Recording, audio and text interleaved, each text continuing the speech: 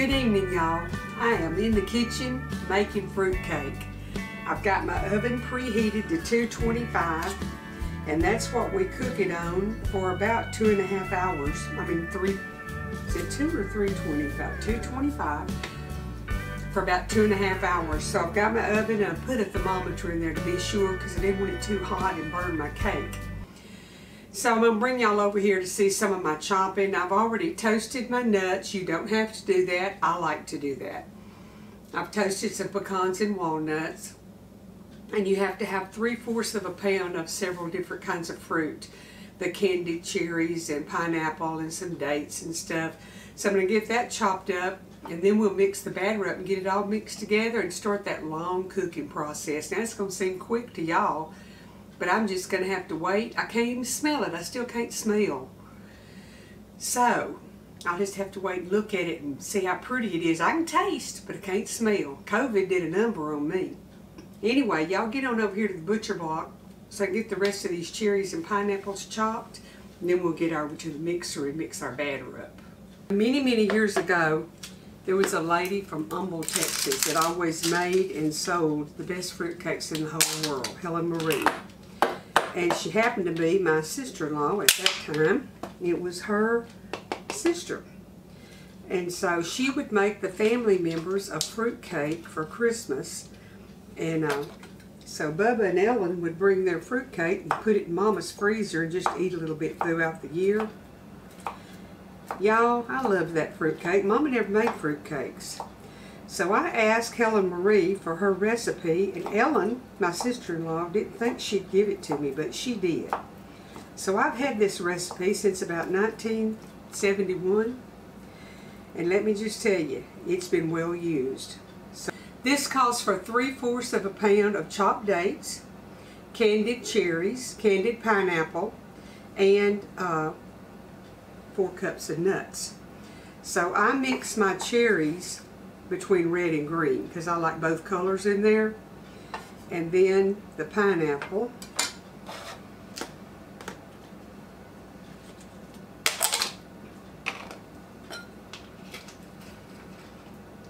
I'll get it chopped up a little bit.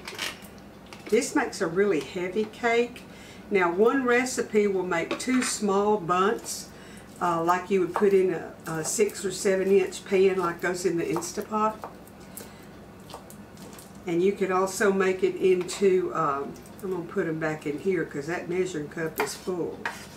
You can also make it into little bitty loaf, and I'm not sure what I'm going to do today. I don't have the little bump pans. My friend does, and I loved them, and she and I both have been looking for me some, but I haven't found any yet. So I really want some of those smaller because they fit right in those little tins that you can buy like at Hobby Lobby if you want to give a fruitcake. They fit in there. So that would be great to have. I'm going to put just a little bit more pineapple.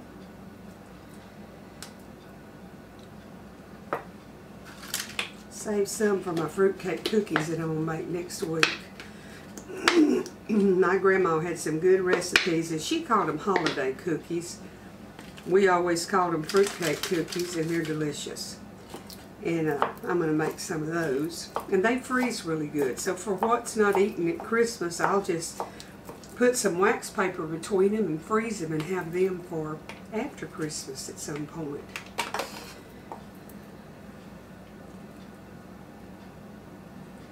Okay.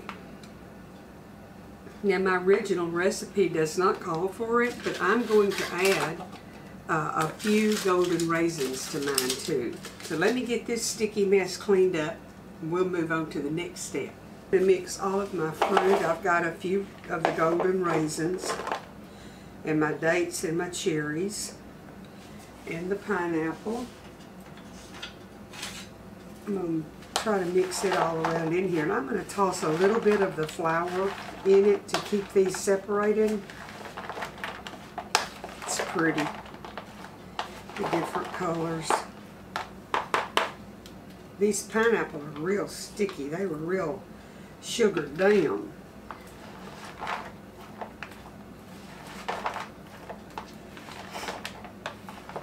And this is going to be time consuming.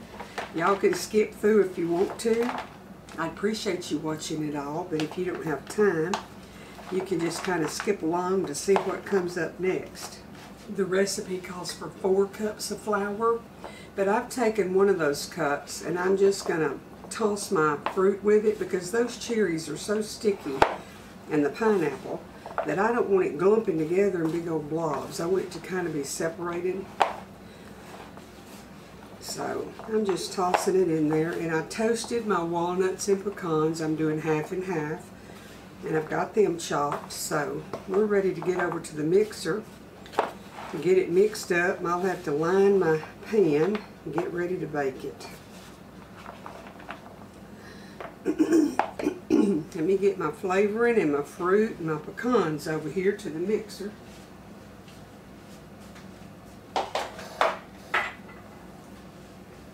Now I'll get y'all over there where you can watch and we'll make fruitcake. Okay, we need to cream 2 sticks of butter and 2 1/4 cups of sugar.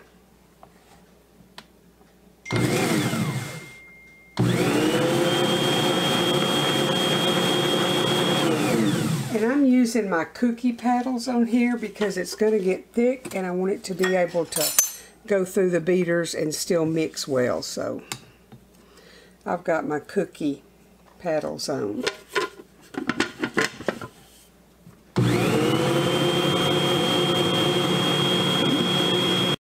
It's creaming well because my butter was very soft. It's been out all day getting room temperature and soft for me. So now I need to add in 6 eggs, and I'm going to crack them one at a time to be sure that they're okay. They're from my little hens.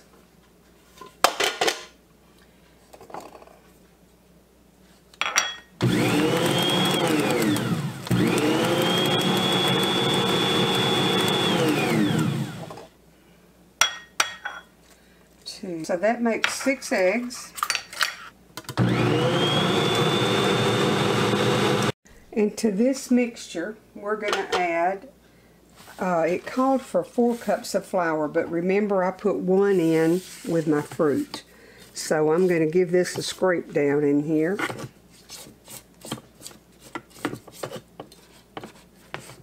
Make sure everything's going to be incorporated well.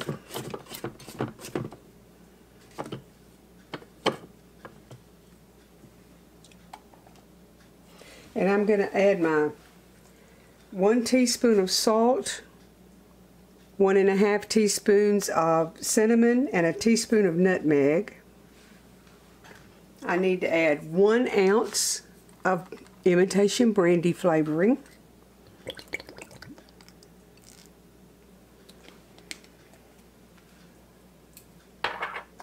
And we're going to add our flour just a little at a time.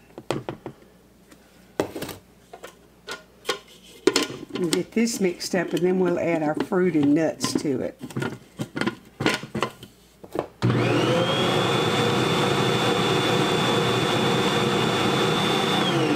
Okay, let's add a little bit more of the flour, maybe all of it.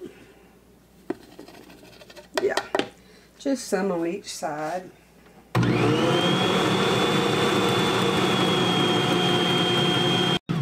Okay, it's mixed really well, but I want to scrape it down again because now we've got to start adding in our fruit and our nuts.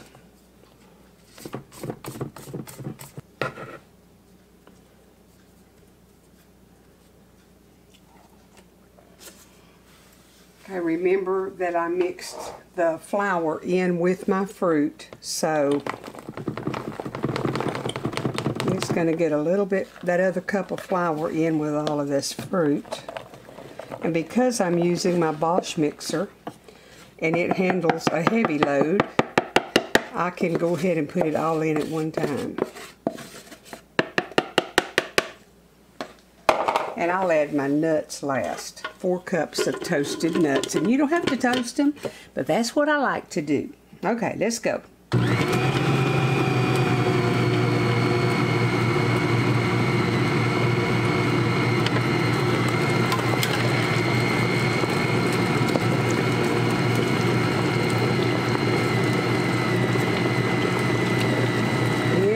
This Bosch mixer is a workhorse. I like my KitchenAid, but for heavy-duty jobs, you can't beat this one. I bought this mixer in 1999, and it's still going strong.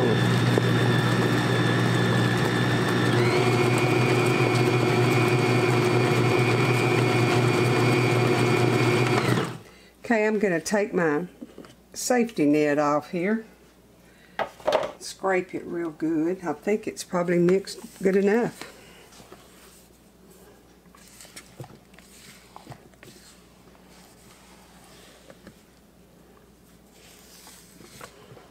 And like I always do, I want to check my recipe. Dates, cherries, pineapple, and nuts, raisins, butter, sugar, eggs, flour, salt, brandy flavoring, nutmeg, and cinnamon.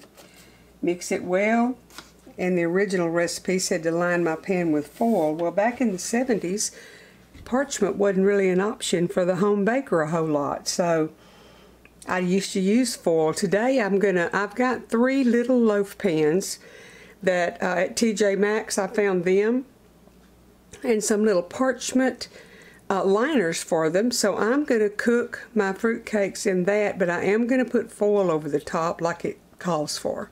So I'm going to move y'all back to the butcher block, and we'll get the dough put into the little pans and see if we can come up with 3.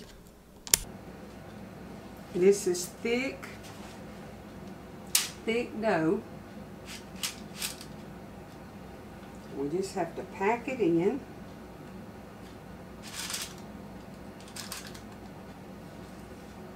And I might get one of those little bitty loaf pans. My mama used to make birthday cakes and all for people, and she made the cutest choo-choo train cakes using those little bitty loaf pans. Mama was talented. She could do anything.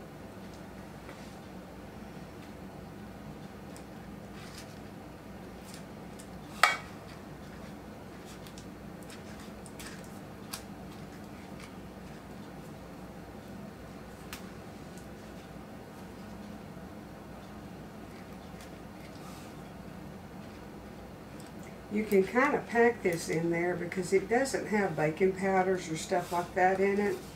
The eggs give it a little bit of rise, but basically you're going to get what you pack in your pan. You want to get it real smooth on the top because you are going to put foil over it.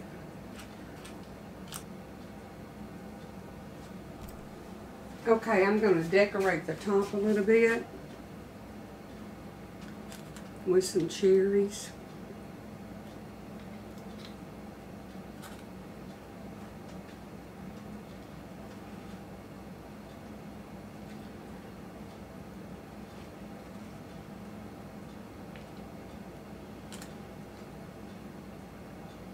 I could have cut them in half, but I didn't. Some pecans on there. Okay, now I'm going to put my foil over the top. And I can half it, I think.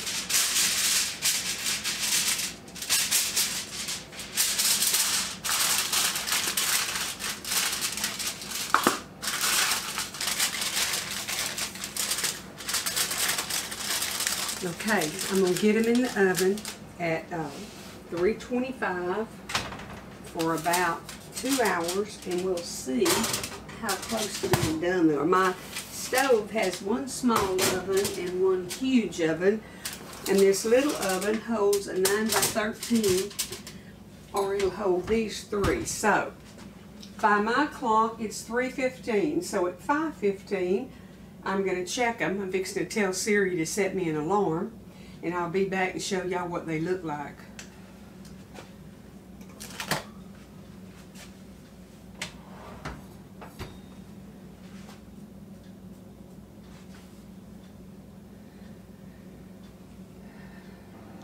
Isn't that pretty? I got 3 small loaves instead of one big bunt, so I think that's good. So now y'all have one of my good recipes that I've had since the early 1970s. And the lady that gave me the recipe used to sell them every year. I think she sold them according to how much they weighed, how much fruit and nuts that she put in them. but I've always gone by this amount, and they turned out delicious. And I like to slice it and vacuum seal it and freeze it, and then I can pull a piece out all through the year when I get ready for some fruitcake. So whatever's left, that's what I'll do. I probably will share some of this, and we'll keep some of it.